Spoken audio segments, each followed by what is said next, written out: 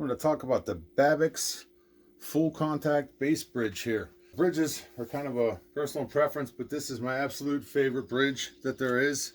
I love this thing. It comes in chrome and black and might even come in gold. I don't know. I prefer the chrome or the black, and I put them on every single bass that I own. I've modified this Bronco bass here. I put a humbucker in it and a new pickguard on it. I always put a Babicz bridge on everything that I modify.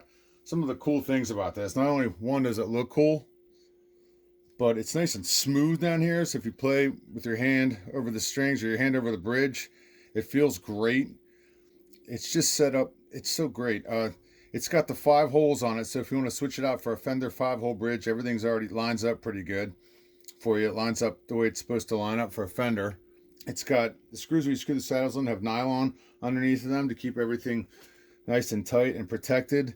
So basically, if you wanted to adjust the intonation on one of these, you'd take out your Allen wrench, unlock the saddle that you want to adjust, go to the back, and the intonation screws right here. And when you're done, you lock it back into place again. Pretty cool design. If you want to raise the height on the strings, it's got, each of these saddles has 2 screw holes in the back for an Allen wrench. One unlocks it, and one of the holes, you can turn it left or right to raise or lower the bridge. Then when you get into place, you can lock it into place again, which is just the coolest thing.